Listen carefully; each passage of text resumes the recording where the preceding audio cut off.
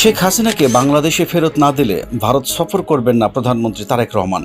ভারতীয় সংবাদ মাধ্যম দ্য ট্রিবিউনের এমন এক প্রতিবেদনে এখন নতুন করে আলোচনায় ঢাকা দিল্লি সম্পর্ক। প্রতিবেদনটিতে কূটনৈতিক সূত্রের বরাতে দাবি করা হয়েছে, শেখ হাসিনার প্রত্যাবর্তন ইস্যুতে ভারতের কাছ থেকে নিশ্চয়তা না পাওয়া পর্যন্ত ভারতের সঙ্গে উচ্চ পর্যায়ের যোগাযোগ অগ্রসর হতে চাইছে না ঢাকা।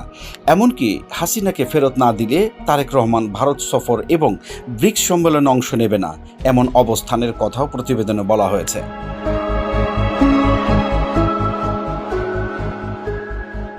তবে একই সময়ে ভারতীয় ও বাংলাদেশি বিভিন্ন সংবাদ মাধ্যম বলছে, তারেক রহমানের সম্ভাব্য দিল্লি সফর নিয়ে দুই দেশের মধ্যে আলোচনা চলছে।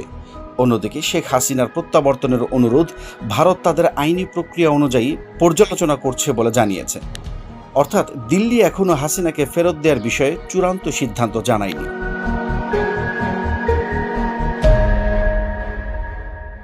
এরই মধ্যে গত 10ই আগস্ট ভারতের নতুন হাই কমিশনার দীনেশ ত্রিবেদীর সঙ্গে বৈঠকে প্রধানমন্ত্রী তারেক রহমান বাংলাদেশ ভারত সম্পর্ক স্বাভাবিক করতে একটি অনুকূল পরিবেশ তৈরির প্রয়োজনীয়তার কথা বলছেন।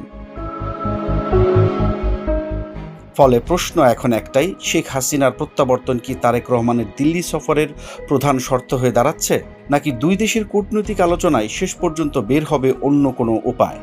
ঢাকা দিল্লির পরবর্তী বৈঠক এবং ভারতের সিদ্ধান্তের দিকেই এখন নজর দুই দেশের। Saidul Sayeed, breaking news.